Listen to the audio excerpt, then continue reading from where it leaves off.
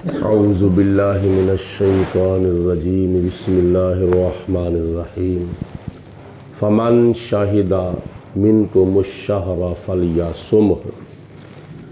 اللہ رب العالمین نے قرآن پاک کے دوسرے پارے میں ارشاد فرمایا ہے کہ اے ایمان والو، تم میں سے کسی کی زندگی میں یہ مہینہ اگر آ جائے تو وہ اس کے ضرور بر ضرور روزے رکھے۔ نبی کریم صلی اللہ علیہ وآلہ وسلم آپ نے ایک دعا ہمیں تعلیم فرمائی ہے۔ جب رمضان المبارک کا چاند طلوع ہوتا تھا یا کسی اور مہینے کا چاند جب طلوع ہوتا تھا تو حضور علیہ السلام اللہ کی بارگاہ میں ایک دعا کرتے تھے، یعنی نیا چاند دیکھنے کی ایک دعا پڑھتے تھے۔ اللہم احلہ علینا بالامن والایمان والسلامت بالاسلام ربی وربک اللہ۔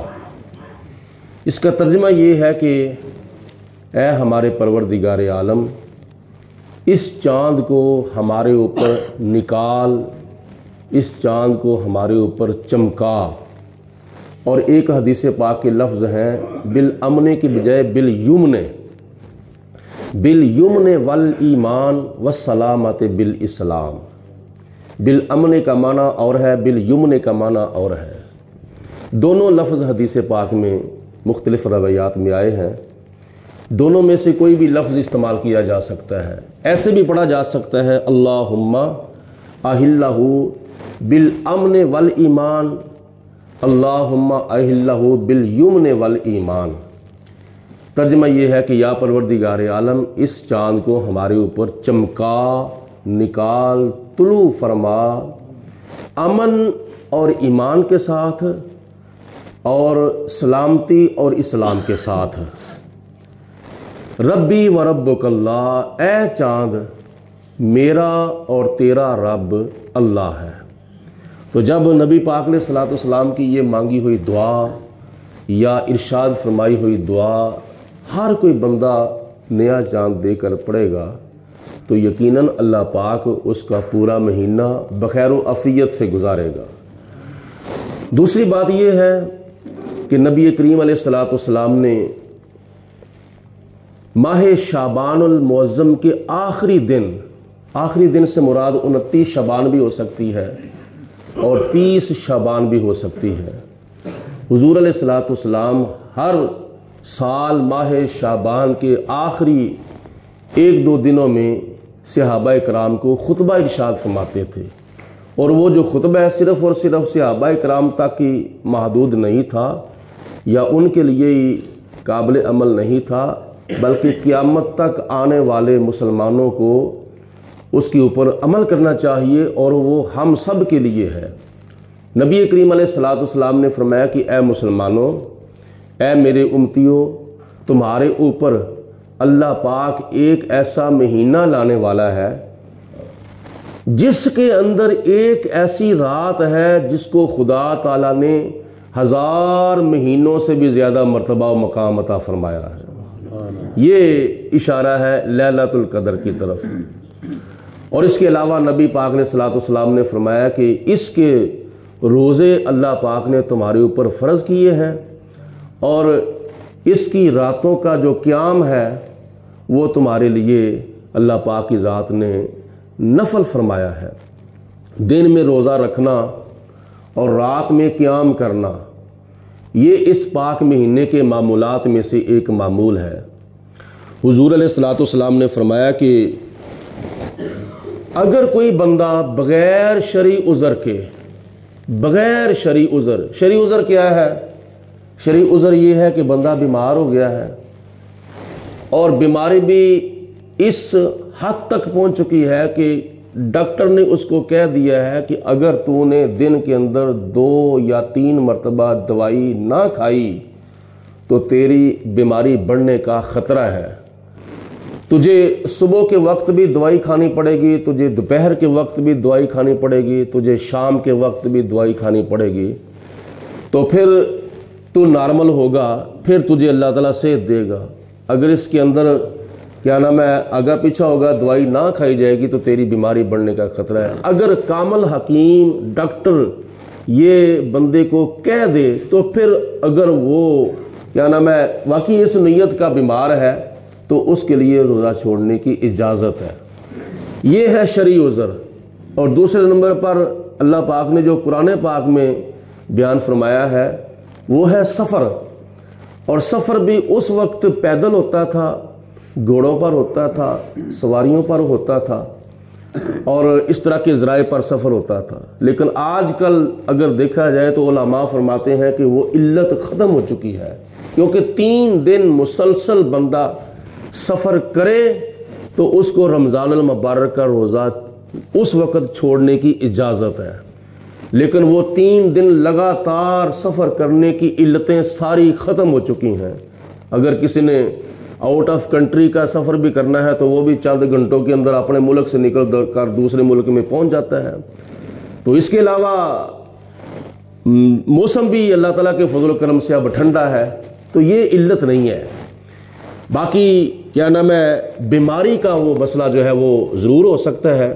نبی پاک علیہ الصلوۃ والسلام نے رمضان المبارک کے ایک روزے کی اتنی اہمیت بیان فرمائی ہے کہ اگر کوئی بندہ بغیر شرعی عذر کے رمضان شریف کا ایک روزہ چھوڑ دے اور اس نقصان کو پورا کرنے کے لیے حضور فرماتے ہیں کہ اگر رمضان المبارک کے علاوہ پورے 11 مہینے نہیں بلکہ پوری زندگی بھی وہ نفلی روزے رکھے گا، رمضان شریف کے ایک روزہ جو چھوڑا ہے نا اس نے جان بوجھ کر اس ایک روزے کا وہ خلا اور نقصان پورا نہیں ہو سکتا۔ رمضان شریف کے ایک روزے کی اتنی اہمیت ہے، تو آج تو جان بوجھ کے بغیر شرعی عذر کے کوئی عارضہ بھی نہیں ہوتا، کوئی وجہ بھی نہیں ہوتی، ذرا کو بخار چڑھ جائے یا ذرا کو طبیعت خراب ہو جائے یا بندہ کاروبار پہ چلا جائے، میں جی سارا دن کام کرتا ہوں مجھ سے روزہ نہیں رکھا جا سکتا، کیسی بات ہے، کیسی بات ہے۔ اگر کسی بندے نے دوپہر کا کھانا نہ کھایا ہو اور اس کو شادی کے اوپر بلایا جائے تو شادی بیاہ کے موقع پر 2 گھنٹے 3 گھنٹے 4 گھنٹے برات لیٹ ہو جائے تو وہ بھوک برداشت کر لیتا ہے۔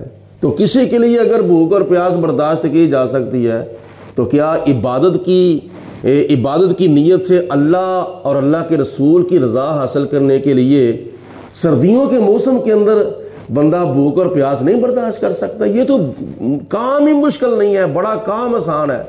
اللہ تعالیٰ نے قرآن پاک میں صاف ارشاد فرما دیا ہے، یرید اللہ بکم اليسر ولا یرید بکم العسر۔ اللہ پاک تمہارے لیے آسانی چاہتا ہے، اللہ پاک تمہارے لیے تنگی اور پریشانی اور دشواری نہیں چاہتا۔ تو جب خدا ہمارے لیے دشواری نہیں چاہتا تو ہمیں اپنے آپ کو یہ دشواری سمجھنے کی کیا ضرورت ہے؟ تو اگر چلو جتنا بھی نیکی کا کام مشکل کے ساتھ کیا جائے اللہ تعالیٰ اتنا زیادہ اجر اور اتنا زیادہ درجہ عطا فرماتا ہے۔ تو یہ خود بھی یاد رکھو، اپنے گھر والوں کو بھی کہو، اپنے بچوں کو بچیوں کو اور تعلق داروں کو یہ کہو کہ رمضان المبارک کے روزے رکھنا کوئی مشکل کام نہیں۔ اور پھر خدا تعالیٰ کی ذات نے حوصلہ افزائی ہماری فرمائی ہے، کما کتب علی الذین من قبلکم، فرمایا کہ یہ بوجھ تمہارے اوپر ہی نہیں صرف ڈالا گیا بلکہ یہ آدم علیہ السلام سے لے کر حضرت عیسیٰ علیہ السلام تک تمام نبیوں کی امتوں کے اوپر بھی یہ روزے فرض کیے گئے تھے۔ فرق یہ ہے کہ ان کی تعداد کا فرق تھا، کسی کے اوپر زیادہ روزے فرض تھے، کسی کے اوپر تھوڑے روزے فرض تھے۔ حضرت نوح علیہ السلام کے اوپر جو روزے فرض تھے نا وہ 6 مہینے کے فرض تھے۔ جناب نوح علیہ السلام 1 دن روزہ رکھتے تھے اور 1 دن ناگا کرتے تھے، 1 دن روزہ رکھتے تھے 1 دن ناگا کرتے تھے۔ 6 مہینے کے روزے حضرت نوح علیہ السلام پر فرض تھے۔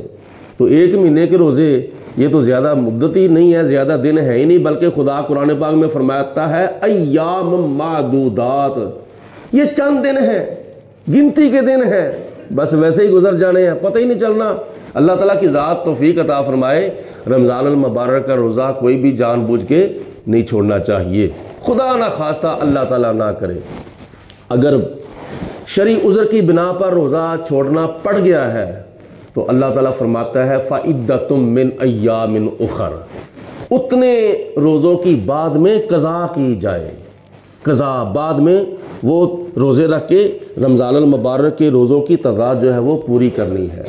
نبی پاک علیہ الصلوۃ والسلام نے حدیث پاک میں ارشاد فرمایا ہے کہ رمضان شریف کے اندر اللہ پاک نیک عملوں کا جو اجر ہے یہ 70 گنا بڑھا دیتا ہے۔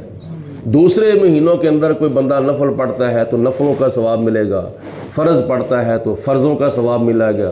حضور علیہ الصلوۃ والسلام فرماتے ہیں رمضان شریف کی برکت سے خدا تعالیٰ نفلوں کا ثواب فرضوں کے برابر عطا فرماتا ہے، اور ایک فرض کا ثواب اللہ تعالیٰ 70 فرضوں کے برابر عطا فرماتا ہے، 70 فرضوں کے برابر۔ یعنی فرض ایک ایسا عمل ہے جو عبادت کا سب سے اوپر والا درجہ ہے، فرض سے اوپر کوئی عمل نہیں ہے، سب سے اوپر والا جو عبادت کا درجہ ہے نا وہ ہے فرض، اور سب سے نیچے والا جو عبادت کا درجہ ہے وہ نفل ہے۔ تو اللہ تعالیٰ کے پیارے حبیب علیہ السلام فرماتے ہیں کہ رمضان المبارک کے اندر نفلوں کا ثواب اللہ تعالیٰ عبادت کے سب سے اوپر والے درجے کے برابر عطا فرماتا ہے۔ تو یہ امت مصطفیٰ کی کتنی خوش نصیبیاں ہیں۔ تو آخر پہ یہ میں آپ سے عرض کرتا ہوں کہ انشاءاللہ تعالیٰ آج عشاء کی نماز کے بعد نماز تراویح کا آغاز ہوگا، کیونکہ کل تو آج کے روزے کی امید تھی، لیکن آج کل کے روزے کا پکا یقین ہے، کیونکہ آج ماہ شعبان کی 30 تاریخ ہے۔ رات کو پورے ملک کے اندر ماہ رمضان شریف کے چاند کی گواہی جو ہے وہ کہیں سے بھی موصول نہیں ہوئی تھی۔ تو عشاء کی نماز کے فوراً بعد نماز تراویح کا آغاز ہوگا۔ حافظ صاحب ماشاءاللہ قرآن پاک نماز تراویح کے اندر ہمیں سنائیں گے، جیسا کہ ہر سال کئی سالوں سے یہ عمل جو ہے وہ چل رہا ہے۔